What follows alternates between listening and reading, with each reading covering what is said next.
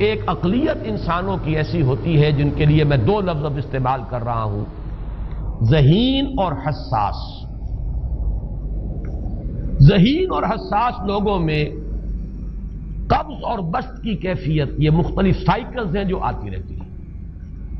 کبھی طبیعت میں پشمردگی ہے، دل بجھا ہوا سا ہے، کچھ نا امیدی سی ہے، خود اپنے اوپر اعتماد کی کمی محسوس ہو رہی ہے، مجھ میں صلاحیت نہیں ہے، میں کچھ نہیں کر سکتا، اب تک جو کچھ کیا اس کا بھی ہے، امنگ بھی ہے، امید بھی ہے، روشن پہلو نظر آ رہے ہیں۔ قبض کی کیفیت میں تاریک پہلو نظر آتے ہیں، مایوسی کے پہلو نظر آتے ہیں، پیسیمزم کی کیفیت، اور یہ جو بسط کی کیفیت ہے اس میں روشن پہلو۔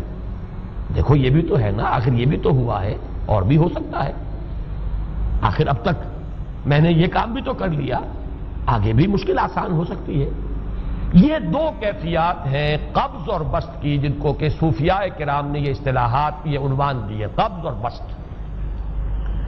جتنی انسان کے اندر حساسیت کی کیفیت زیادہ ہوگی، ذہانت زیادہ ہوگی، اتنا ہی یہ جو ویوز ہیں اس کی ایمپلیٹیوڈ زیادہ ہوتی ہے۔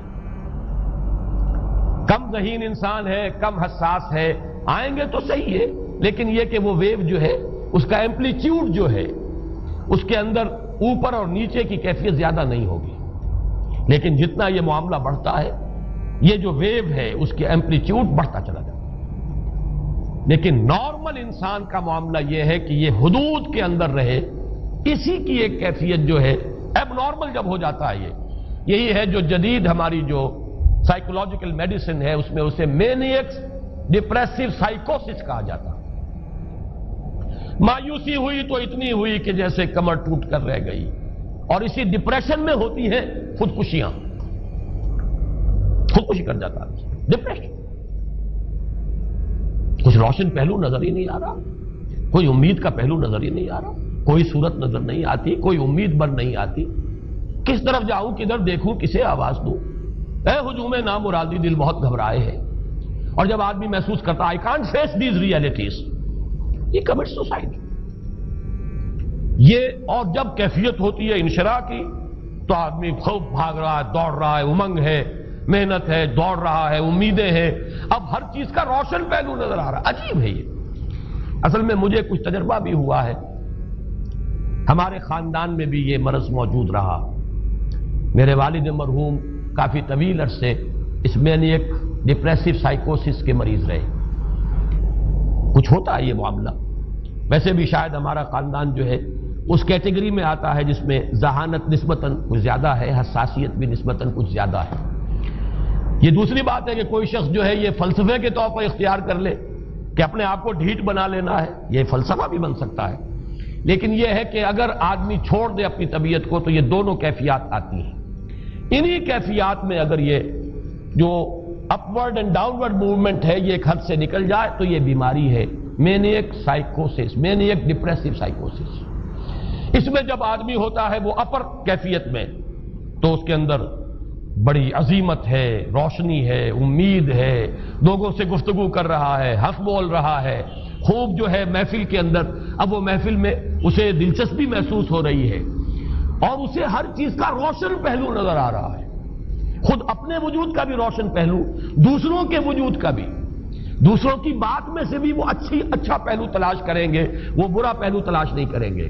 جب دوسری کیفیت ہے ڈپریشن کی، ہر ایک کی بات میں کوئی برائی نظر آئے گی، کوئی اس کی نیت کا فطور ہے، کوئی فساد ہے، کوئی یہ جو ہے بدنیتی کے ساتھ یہ بات کر رہا ہے، کوئی خیر کہیں ہے ہی نہیں، برائی ہی برائی ہے، مایوسی ہی مایوسی ہے، بدلی ہی بدلی۔ یہ ہے در حقیقت وہ کیفیت، اس کو غالب نے بہترین انداز میں تعبیر کیا ہے۔ ذہین اور حساس انسانوں میں ان کی جو ترقی ہے وہ انہی مراحل سے ہو کر گزرتی ہے، اور ہر ڈپریشن کے بعد، ڈپریشن میں اس سینس میں استعمال نہیں کر رہا یعنی بیماری کی حد تک پہنچنے والی ڈپریشن نہیں، صرف قبض کی حد تک پہنچنے والا معاملہ۔ ہر قبض کے بعد جب بسط آتا ہے تو آگے ترقی ہوتی ہے، جس کو آپ کہتے ہیں بائی لیپس اینڈ باؤنڈس، آدمی جو ہے چھلانگ لگاتا ہے، گویا کہ ایک درجہ جو پہلے تھا اس سے آگے درجہ انسان کا جو ہے اس سے بلندر پوزیشن پر انسان پہنچتا ہے. ہر قبض کے بعد جو نیا بست آتا ہے وہ ایک نئی کیفیت، نئی شان، نئی بلندی، نئی رفعت لے کر آتا ہے. اس کو غالب نے تعبیر کیا ہے بہت خوبصورت انداز ہے. رکتی ہے میری طبع تو ہوتی ہے رواں اور.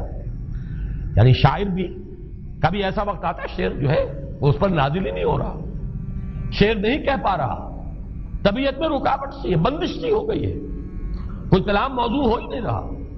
لیکن پھر جب یہ کیفیت جو ہے بدلتی ہے اور جب پھر بست کی کیفیت آتی ہے، رکتی ہے میری طبع تو ہوتی ہے رواں اور، پھر اس کے اندر ایک جولانی نئی ایک کیفیت جو ہے انشراح کی، وہ ایک بالکل نئی کیفیت، نئی شان کے ساتھ.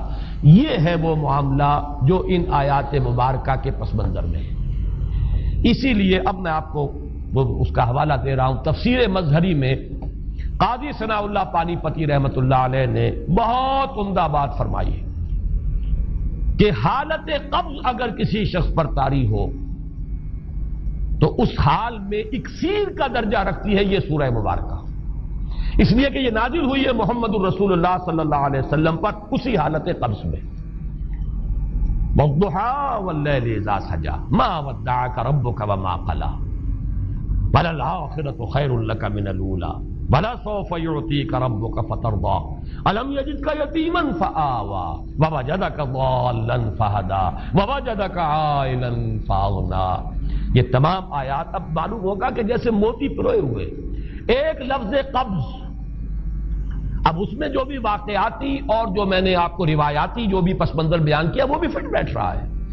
وہ خودکشی کا معاملہ بھی آ گیا، اس میں فٹ بیٹھ رہا ہے کہ بخاری شریف میں روایت موجود ہے کہ حضور فرماتے ہیں کہ میری طبیعت پر اس درجے اضطراب تھا، اتنی کیفیت جو ہے میری تشویش کی تھی کہ میرے دل میں بار بار خیال آتا تھا کہ پہاڑ پر چڑھ کر اپنے آپ کو نیچے گرا دوں.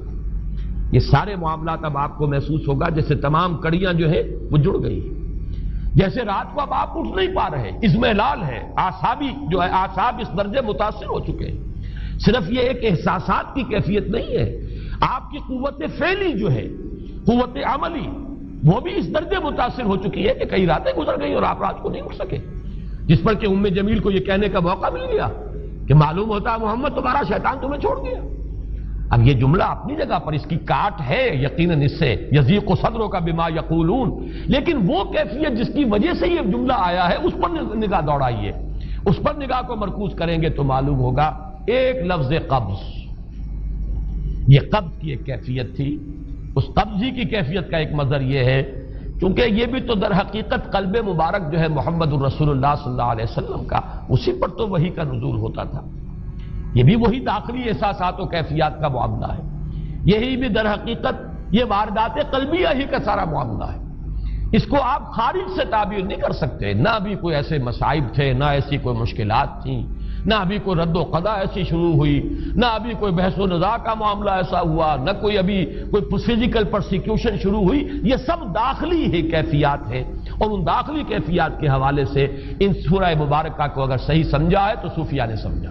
وہ جو اقبال کا شعر ہے کہ کچھ جو سمجھا میرے شکوے کو تو رضواں سمجھا، مجھ کو جنت سے نکالا ہوا انسان سمجھا. اور کون سمجھے گا؟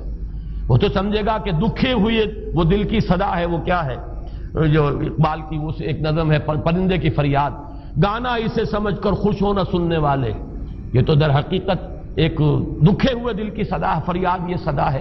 تو یہ کیفیت جو ہے رضوان سمجھ سکا ہے جو کہ داروغہ جنت ہے، اس نے سمجھا یہ وہی آدم جو نکالا گیا تھا یہاں سے، یہ اس کی فریاد ہے. کچھ جو سمجھا میرے شکوے کو تو رضواں سمجھا، مجھ کو جنت سے نکالا ہوا انسان سمجھا.